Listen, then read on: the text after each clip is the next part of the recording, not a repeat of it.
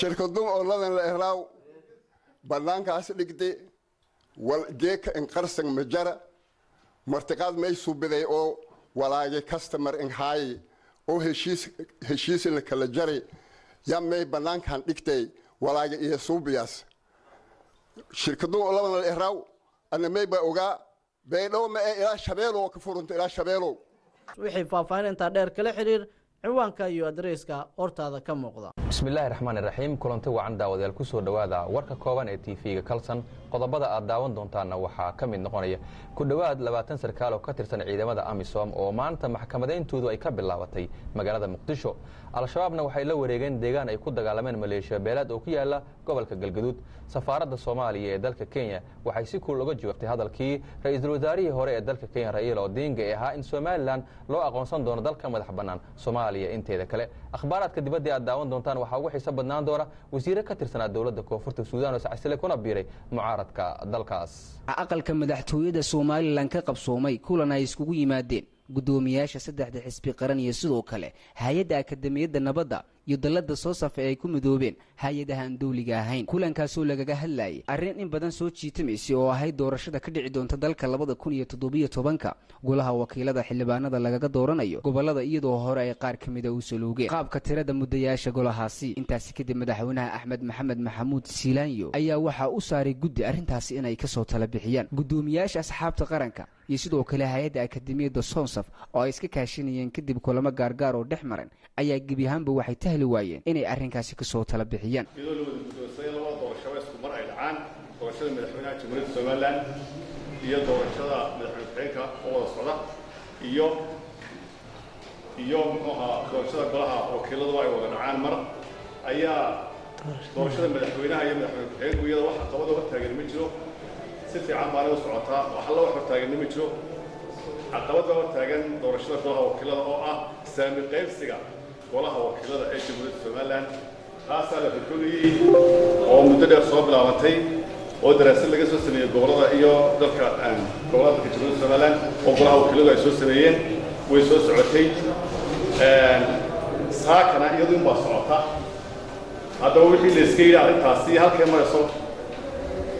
ayaa la idinka waran doonaa kadib arrintaas oo dib loogu celiyay garwadeenka qaranka mudane Axmed Maxamed Maxamuud Siilaanyo iyadoo ay saxaabtuna isla markaana ay saxeexeen haddaba waa kuwan xisbiyada sidoo kale gudidii loo xil saaray arrinkaasi oo ka hadlaya amuurahaasi xal lama waayin xiliyada waay maantana waxaan ugu ceelinaa magaalo annagoo doonayna dadka ku nool 80% ku yaana qaybin karweyn waxa la xishoodaa ninka madaxdana madaxnimada dowladda hadaan lahayn karti iyo xiniyo uu ku qaato qaarad adag inuu ku soo kontrol yani qaarada ka adag baa iman doona madaxdooda oo u baahan in geesinimo la yimaado maanta ay xaafada sidii halkan sheegay waqtigaas dhammaan akademiyada iyo qoruntii la hosgareeyay kulamadii aan yeelanay 18 bishii lixaad madaxweynaha baan ugu nimsaday qaran madaxweynaha noo yeelay waxaa noogu yeelay ajnabi ahaa inaan ku soo qalino ama ka soo talabixino ama xal u raadino arrinta saami qaybsiga kuraasida golaha wakiilada doorashada 2017 kulamo badan baan yeelanay oo dhowra kulamada naadkoodu u noqday oo isku waafaqay laba qodob sida halkan laga sheegay oo arrinta saami qaybsiga kuraasida doorashada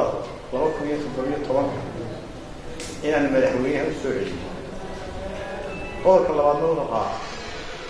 in xalka madaxweynuhu gaaray ku saabsan saami qaybsiga kuraasida golaha wakiilada أحزابتي أي أخبار. horta arrinta saami qaybsigeeda ciduna ka maqan afar shan ama saddex laga sameeyay golaha wakiiladu guddiga u diray oo guddiga Cabdiraxmaan golaha wakiiladu war makeelaha waxay soo celiyeen 6 gobol doorasho oo kaafee kala dheeraya وأنا سكر كذا والله أنا كملها يقولوا سير بكسرين بس نوع كسر حي يسود هو ما بعرف لك يسود شيء كذا أدنى له والله المشكلة حريات سرعة المشكلة يومنا سير بكسرين يقولوا يروح كان عرض هذا ولا واقع أنت سأقبل شيء كويس كنتي قراهان وقبل الهيئة والعلم أنا وفصل وايو كل توصل ليجري ما ينام ليجري مركي واحد في الصور أما هذا دوشين ده وش الصور أيام الحال كذا لقى ترى مدحونا روبي مدحونا في الدوشة حسبي أيام ما بصبر حسبي يوم كذا دوشين دوري كرح صدق حسبي ما رواية وأنا قبل وقت أعمال عندنا لها الكلام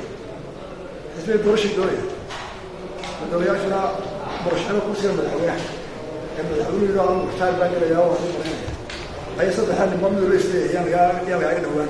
isku soo wada duuduuba doorashada lagu wado 2017 inay ka qabsoonto geega Soomaaliland ayaa ah mid madmadow ku jiro ilaa haddana aan laga hayn warcad balse waxa xusud inay shacabka Soomaaliland meel kasta joogaanba ay u dhigtaagayaan go'aanka ugu dambeeya uu qaadan doono garwadeenka qaranka Hanad Arraale Cayuni Kalsan TV Hargeysa waa tahay daawadayaal intaasi waxay ayeen qaar ka mid ah qodobada warka ugu door karoon imikana u diyaar garooba warkaas oo faahfaahsan aynu ku bilaawno magaalada Muqdisho maanta waxa maxkamadeyntooda ay ka bilaabatay ku dhawaad 20 askari oo ka tirsan ciidamada AMISOM ayna ku jiraan saraakiil sarsare oo loo haysto dambiye kala duwan maxkamadda militariga ee dalka Uganda ayaa maanta magaalada Muqdisho waxa ay ka furtay maxkamadeynta ku dhawaad 20 askari oo ka tirsan ciidamada AMISOM ciidamadan maanta la maxkamadeynayo ee maxkamadooda ay ka bilaabatay xarunta ciidamada AMISOM ee xarun ee magaalada Muqdisho ayaa waxay gaarayaan 17 askari oo ay ku jiraan saraakiil sare oo jeneraal ah asragan ayaa loo haystaa qaarkood in ay agabkii ciidamada AMISOM oo isugu jira raashin shidaal iyo agab military intuba ay ka iibiyeen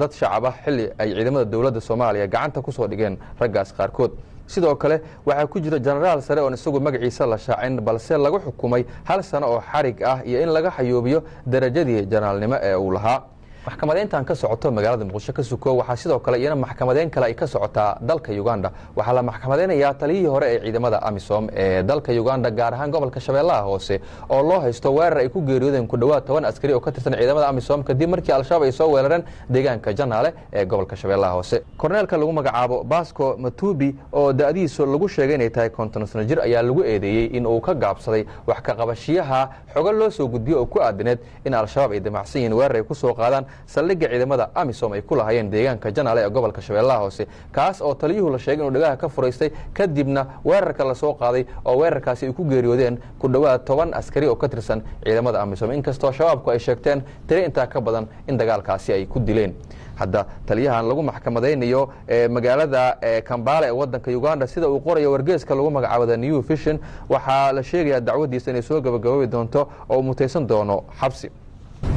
safaaradda Soomaaliya ee dalka Kenya ayaa waxa ay si kulul uga hadashay hadal la sheegay dhawaan in uu sheegay ra'iisul wasaarihii hore ee dalka Kenya Raila Odinga oo ahaa in Somaliland ay u aqoonsan doonaan dawlad ka madax bannaan Soomaaliya inteeda kale wargeyska lagu magacaabo Star ee ka soo baxa dalka Kenya war uu maanta qoray ayaa waxa uu ku sheegay waraysi la yeeshay safiirka dawladda Soomaaliya u fadhiya wadanka Kenya ninka lagu magacaabo Jamal Maxamed Xasan waxa uu sheegay in uu mas'uulkaas ka tirsan Kenya uu cambaareynayo hadalka uu hore u sheegay ee ahaa in maamul ka mid ah maamulada Soomaaliya loo aqoonsado dawlad madax bannaan waa sida wargeyska Star uu qoraye Danjira Jamal ayaa laga soo xigtay in uu hadalkan ku tilmaamay mas'uuliyad darro isla markaana Raila Odinga oo hore u soo noqday ra'iisul wasaaraha dalka Kenya uu sheegay in ay suuragal tahay in la aqoonsado Somaliland loona aqoonsado maamulka madaxda Soomaaliya inteeda kale xilli uu ku sugnaa wadanka Ingiriiska warbaahinta dalka Kenya ayaa waxay hadal hayaan kulan dhaxmaray madaxda dawladda Kenya iyo kuwa Somaliland kaas oo ka dhacay magaalada Hargeysa loogana hadlayay cilaaqaad ay wada yeeshaan labada dhinac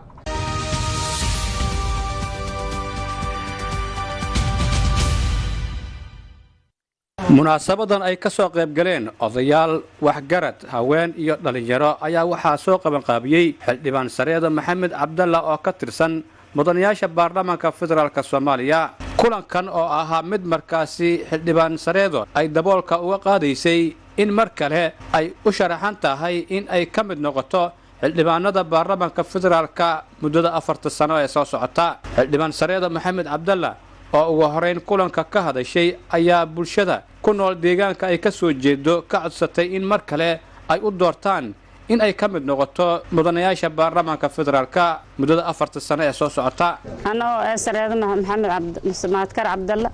baydhown hata way ka sugana tumunbiri ka sugana waliba aan kooy dadkay inaan la hadala beelaana ku dhaladi digil imarfla gaar ahaan hadama dadkayga inaan la hadalan kooy maadaama dawladda gaabaabsi ata waliba aan kooy dadkay inaan la hadala inaan kursiga in sharaxana kursiga aan yoo ka matalaay tumun iyo farsana anaa tan afar kale in ka dara oo ana ka matala iyo dadka in ka kooy yoo lay ku fade yoo lay indiido kor yoo lay isii kor saasaan tan deeri dadkan la hadalahay beelaana ku dhaladiyo wayba siin sheegay digil imarfleew dhulkiin in isan dhacsataan oo iska duubantaan oo digil imarfle fari faraanta nagada lama webi ibnaansho iyo xureysadaan oo iyo duubadaan ya mataqaana ya baydhawahan deer inaan dadkay ku la hadala. munaasabada ayaa sidoo kale waxaa ka hadlay odayaal haween iyo dhalinyaro kuwaasoo dhammaantood soo dhaweeyay codsiga ay soo jeedisay xildhibaanad Sareeda Maxamed Cabdalla iyagoona ku ammaanay waxyaabihii ay qabatay muddadii ay xilka xildhibaannimo ay haysay. Sareeda balaanshileediya walman hayna hadama walan hayti is ogniin ayna ma ammaanna ma hadama is gordaanan afar xildhibaanada dawladda dhaxa ka lahaydeen Sareedi balaan hayti hankel megalahaayeen lamba taariikhdiis i walaa isu qobadi i wali isu hagali hadama isla ogniin Sareeda walaayeeda galli i waliya qobati isla ogniin lamba koolan hadali amba dibid roogay ama dalka roogay lamba koolan hadalay dalsheehan hadalay ha ku damqaday xildhibaan qaran ee madoon hayna laman hayna oo Sareeda leh odye dheegni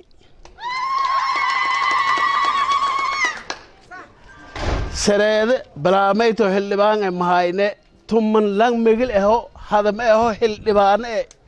yaan dhakanta Sareeda meelaan ka faraxsagna waanan ka hambalyeeyna musharaxnimadii sheegati balaanta waa baniyarta sadiido kale fadaanay waan wali hata walaa soo haynay megelkii kayno badaday ilaahay badiya hatan waan ogolna haleenka ila madana nin ku daarnay fadaan ana ra'yiga kiiga imadi ku hadaloon un horta xildhibaan qaran balaamayto ka qabna megelka wali faday in bilaan siin unuuna daw ku surugnaa foolba ma hoogayno hirin reeda walna nin ku sheegay isindan neer boqolki 30 la tiingan leer hooban hanin sheegina waan surugno megelkan wali fadaale arday unuuna qadari lanti unu shaandana iyo walning nagadaas un maana gabartu walaalan aan goobto xildhibaan hasaynay maana lang basudon gorda ila hanun dhiglu taasadiyan ku gudub galabtu walayna tari way bua musharaha aha yu musharaha aha maanaje wala weydiyo wala qaabka liin weydiyaawna warqadihi qoranyiin dad badan dad inta fadhiyo walaale hore ayoona kuraastaba dhowr ku hayay saas oo kale dad warsadeen tolka dhawaayay wali leeyahay fadal qof la hela faday bal adin bal nasiibka tijaabi leeyahay. xildhibaan Sareeda Maxamed Cabdalla ayaa muddo 12 sano ka badan ka mid ahayd mudanayaasha baarlamaanka Soomaaliya. Abshir Maxamed Nuur Mandela, Kalsan TV, Baydhabo. sidii doontii qarloodo ku dhammaysi ku horayo dhiri loo mari waayo fardii dhinkaayo ladii cilmus dhex joogto geelana dhooba la moodo rimay dhoyda la yaabiyo barqabkoo dhaqdhaqooq iyo dhaleedkiisu muuqda haruubkiina dhex yaal waa dhasayna barwaaqo ee dhalinaadu wanaagsan oo dhaqankeenna yaqaanin dhaantadii tumayaan bay buntland ii dhadhantaa dhayahaygaay hadhiicin way ku dheertahay dhayahaygaay hadheecin waygu dheer munaasabadan ballaaran oo xalay ka dhacday madaxtooyada magaalada Qardho ayaa ahayd mid lagu weyneynayo sanad guuradii 18aad ee dhidibada loo aasay dawladda Puntland ee 1 Agoosto. munaasabadan ballaaran ayaa waxaa ka soo qayb galay maamulka degmada kan gobolka saraakiisha laamaha ammaanka ee magaalada Qardho gudoomiye ku-xigeenka gobolka Bari dhalinyaro haween ururada bulshada hobolo iyo waliba abwaano. munaasabadan oo ahayd xuska sanad guurada 18 Agoosto ee dawladda Puntland ayaa ugu horeyntii waxa ka hadlay gudoomiyaha degmada Qardho Cabdi Siciid Cismaan Dheere agaasimaha madaxtooyada magaalada Qardho Cali Baashi Siciid oo Muuse gudoomiyaha ururka haweenka Faadimo Cumar Xuseen gudoomiye ku-xigeenka gobolka Bari Axmed Cabdulaahi Ciro dhammaan ka soo qaybgalayaasha xafladda tan ballaaran oo ugu horeeyo barasaabka gudoomiyaha ku-xigeenka gobolka Bari taliyaha qaybta iyo ku-xigeenkiisa maamulka degmada xildhibaanada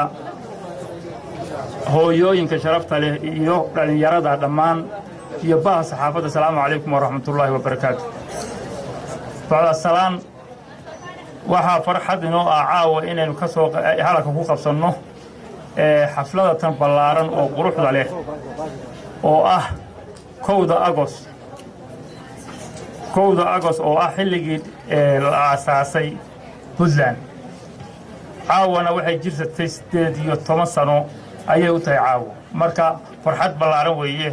aad iyo aad ba caawina ku weyn tahay waxaa mar labaad iyadana xusid mudan 18 sano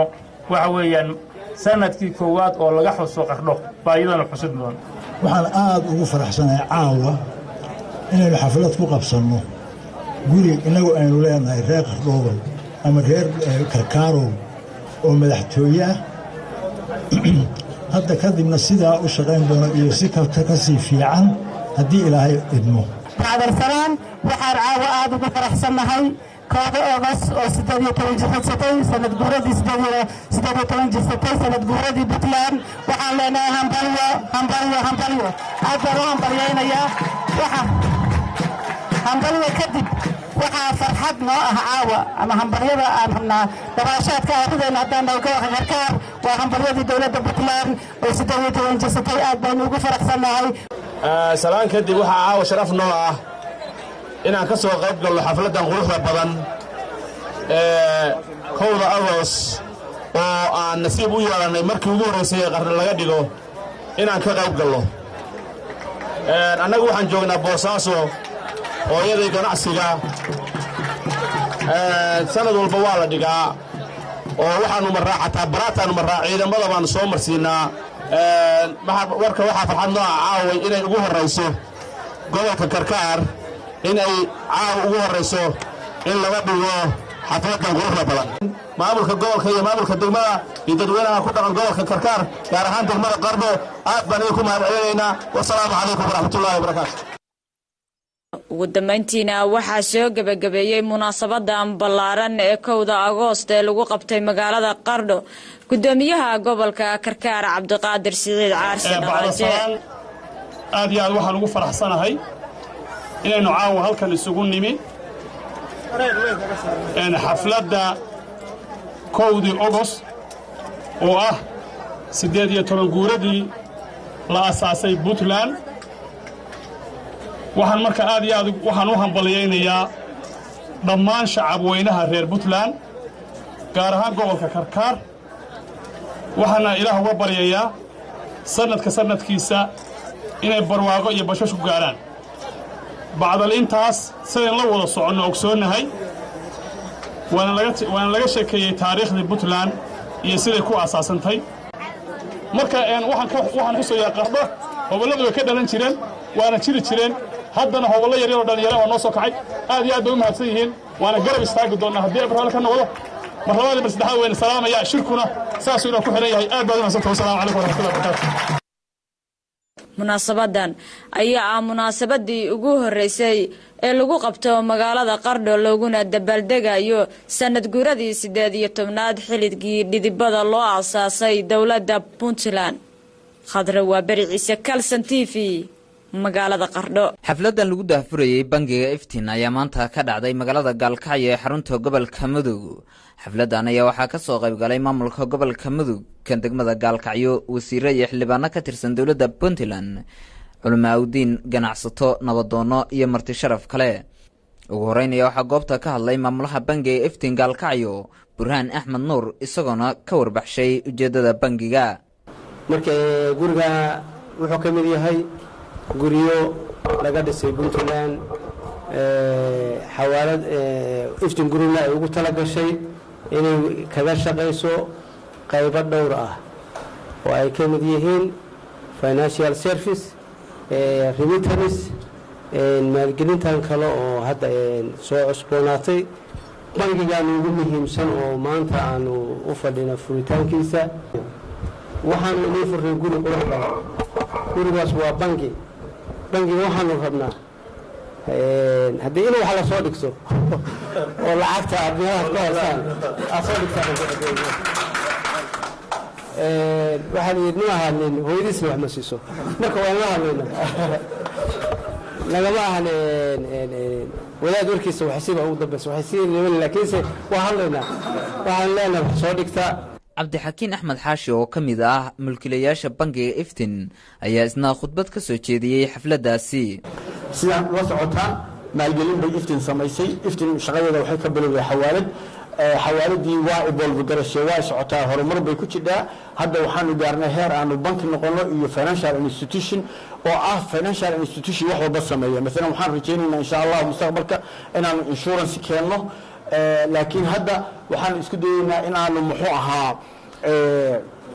wixii uu banki samayn jiray uu qabto. hawshii bankiga oo dhanna waa bilaabaynaa. hadda waxaa ka mid ah inaad hadda lacagtiina dhigan kadhaan oo muxuu ahaa deposit slipkii hoos bay dhigayaan. qofkii raba lacag inuu dhigto, qofkii raba lacagtiisa hadhow inuu qaato wuu qaadan karaa, qofkii raba TT ahaan inuu u dirsado waa u dirsan karaa, qofkii raba inuu self banking la yiraahdo oo mobilkiisa ama telefonkiisa ama computerkiisa raba inuu lacag akoonada u kala xawilana waa u samayn karaa. hawshaas oo dhan waan wadnaa, waana soo gelinay. duqa degmada Gaalkacyo Maxamuud Yaasiin Axmed Tumey ayaa isna sheegay in uu soo dhaweynayo furitaanka bangiga Iftiin. waxaan dhigi karaa marka koowaad waa shaqo abuur, marka labaad waa bilic, marka saddexaad waa niyad sami oo waxay tusaysaa dadka ganacsatada ayna ka maqan.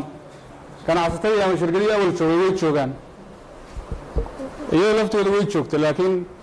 dadka la xusayay oo hadda dibaddeena ka maqan oo wadamada kale dhaqaalaha gelinaya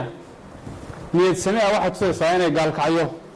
maanta dhaqaalaha inta tirada leeg iyo sarta quruxda badan ay gelisay ay muujinayso meel la isku halayn karo inay tahay. aad iyo aad arrinta uga mahad celinayaa mar koowaad iyo mar labaad iyo mar saddexaad uga mahad celinayaa. Iftiin waxaan ka codsan lahaa gurigan quruxda badan oo ay magaalada ku camirtay waxqabadkeedu inuusan ku koobnaane waddaha noogu dareemaadii lahaa geeskeena marta. gudoomiyaha gobolka Mudug Xasan Maxamed Khaliif ayaa isna ka hadlay xafladaasi. waxaan baliyay dadkii maartay soo tacbay oo ku soo hawshooday ama kuwa dhisay ha noqdeen ama kuwa maal kala ha noqdeen. waxaan ilaahay uga baryaynaa in ilaahay waxay doonayaan oo khayr ku siiyo. magaalada waa qurxiyeen, faa'iido kalena waa u keeneen oo waxay u sameynayaan ganacsi iyo wax lagu noolaaday ka sameynayaan. Allah u barakeeyo ayaga intaasaan leeyahay. ugu dambeyntii wasiirka howlaha guud iyo gaadiidka dowladda Puntland Cabdirashiid Maxamed Xirsi ayaa soo xiray xafladaasi. xafladan xarika jarka xarunta Iftiin Group ee maanta halkan lagu xarig jaray aad iyo aad baan ugu faraxsannahay. waa bangi aad iyo aad inoo anfacaya, dalka wax badan u qabanaya, adeeg tiro badan shacabka u qabanaya. sida laynoo sheegay bilic iyo quruxna magaalada ku soo kordhiyey. aad baan ugu faraxsannahay. Iftiin Group waan ku faraxsannahay asadyada xoogga leh oo ay dalka ka dhistay. waan soo dhaweynaynaa. Shaafic Cabdulqaadir Rursame, Kalsan TV, Gaalkacyo. wafdi wasiiraa oo ka socda xukuumadda dhexe ee Soomaaliland ayaa maalintii shalay ahayd socdaal ku yimid xarunta gobolka Saaxil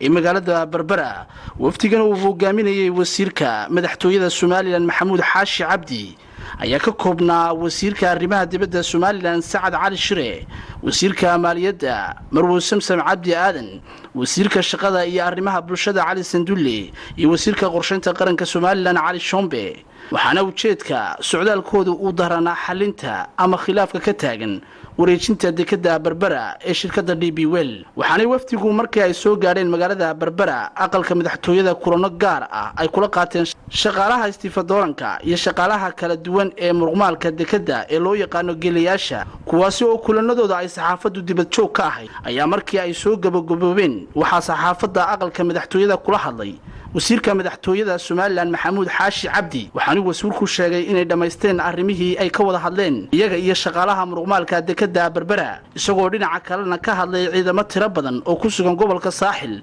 iyo culays xukuumadda Soomaaliland ay saartay magaalada Berbera iyo arrimo kale oo la xiriira shir dhawaan lagu xirxiray tiro madax dhaqameed ah iyo aqoon-yahan kale oo ku jira saldhigyada magaalada Hargeysa. shirkaasi oo ahaa mid ay qabsanayso beesha gobolka Saaxil. waxaana xukuumadda qarankan ee la doortay ka mas'uulka ah fi aakhirada DP World iyo shirkadda dhismaheeda iyo maalgashigeedu haddii shaqaalaheena ku shaqo beelayaan xikmad iyo nuxur u salka ku haya maalgashigeedu ma jiro. waxaanu wadnaa in ka badan 3 kun maanta ka shaqaysa in ka badan inay shaqo ka hesho. dhammaantood waxaa noo caddayn in qof shaqo waaya aanu jirin, xuquuqdooduna ay tahay mudami mas'uula dowladdu ay ka tahay. soo amal soo afkaranay way noo cawdeen muxuu ahaayay waa nalaga dhex shaqeeyay, warar badan baa loo kala tegey, annaguna waanu ka raagnay. waxaanu ku kala tagnay safgarad ciidamadan gobolka ku soo kordhay. waxa weeye dadka si xun baa wax loo gelinayaa, waa arrimahan saxayno. ciidankani waa ciidankeeni qaranka, horta bahala maaha, cadowna maaha, shisheeye lagu soo duulayna maaha, waa inamadeeni waa kuwa habeen iyo maalin nabadeena ilaaliya. waxay ka soo noqdeen gobolka Sanaag, Hargeysay ka tageen, waa ciidankeeni SBU-da ee sida gaarka u tababaraa. waxay u tageen hawlo amni ayay u tageen iyo diiwaangelintii gobolka Sanaag. way soo noqdeen halkay ku nasteen meelay gurigoodii Berbera ahayd. waa ciidan booliis, dowladda xaq bay xataa u leedahay hadday meel shaqaaqa ka dhacday inay adeegsato ciidamada booliisku. waa saaxiibka dadweynaha. dhowr sano ka hor shir baa ka dhacay, waanu ka qayb galay. marka annagu waxaan caburinaynaa ma jiro, laakiin waxaanu leenahay waayeelka iyo deegaanada Saaxil hadday iskaga aragti noqdaan shirkaa diyaar baanu waa fasaxaynaa. waayeelkaasi waa halkiisayna kala aragti duwan yihiin. salaadiin baa hadashay, kuwo kalaa hadlay, qaar baa hadlay, guddidoodii guud ee dan iyo ducaa hadashay. waxay dhahdeen shirkaasi magaceega laguma qaban karo. dee xukuumadda law and orderka iyo mas-uuliyadda nasaare waxa weeye siin walayaal baanu dee waynanu dadka kala joojinaa. waxaanu weliba ka shaqaynaynaa inaanu isu jiidno, ururino si wanaagsan haddii loo baahay shirka la qabo waana ka qayb gelaynaa, baqina mayno. dhinaca kale waxaa iyaguna goobtaasi ka hadlay qaar ka tirsan guddidii ururada muruqmaalka dekada Berbera ee Geele A iyo Geele B, kuwaasi oo xaqiijiyay in wada hadaladii u bilaabmay waftiga ka socda xukuumadda iyo muruqmaalka dekada aanay wali dhammaanin. waxaan noomay dhammaan oo heshiis buuro ah oo la gaadhay wasiirada aan isaqooda qaadana saxiix ma jiro. laakiin waxaa maalintii koowaad aan wada hadallo ay nooga yimaadaan bay ahayd. war hore annaga oo farabadan nama soo gaadhin in adigu qalliil ah oo aan la deeqin mooyaan. geelkiida bal kulan labadii wixii ka dambeeyay si fiican baan hadalku noogu bilaabay. waan wada soo hadalnay. hadalkuna waxa weeye noomu dhammaanin. waxa weeye guddi inta ka kooban iyo guddi annaga gabadhiina waxaa halkaasi ka hadlay maareeyaha guud ee dekada Berbera injineer Cali Cumar Maxamed Cali Xoorxoor. laakiin muruqmaalka in ay oo runtii doonayay inay wax faahfaahsan xukuumadda ay ka helaan. maantay dhacday si wanaagsan oo wada hadlay, madax bannaan baa wada hadlay. raggu dayska wada cod may ahayn oo kala jaajaad bay ahaayeen, laakiin guud ahaan waxaa markii dambe ku heshiinay in ay soo sameeyaan guddiga soo samaystaan. waa Axmed Saciid Maxamed, telefishinka caalamiga ee Kalson TV, magaalada Berbera. akhbaaraadka dibadda, wasiir ka tirsanaa dowladda koonfurta Suudaan ayaa ka baxay dowladda islamarkaana iska casilay xilkii wasiirnimo isaga oo ku biiray mucaaradka dalkaas. wasiirkan oo ahaa wasiirkii beeraha dowladda koonfurta Suudaan ayaa ku dhawaaqay in shaqadii wasiirnimo uu ka hayay dowladda uu hogaamiyo Salva Kiir uu isaga tagay isla markaana jabhadda mucaaradka ah uu ku biiray. dhawaan magaalada Juba ee caasimadda waddanka koonfurta Suudaan waxaa ka dhacay dagaal u dhaxeeya Salva Kiir oo ah madaxweynaha dalka Suudaan iyo ku-xigeenkiisii Riek Machar oo isku haysta iyagu cidda talada dalkaasi gacanta ku hay lahayd. dagaalkan ka dhacay koonfurta Suudaan asalkiisii waxa uu salka ku hayaa afgambi dhicisoobay oo lagu qaaday madaxweynaha dalka koonfurta Suudaan Salva Kiir kaas oo soo abaabulay sida la sheegay ku-xigeenkiisii Riek Machar. warkii koobnaa ee Kalsan TV daawadayaal waa naga intaa. warka anigoo Suldaan ayaa stuudiyaha Muqdisho idinkaga soo jeedinayay. intaan warkiisa ku kulmi doonana waxaan idin leenahay sida ay nabadgelyo.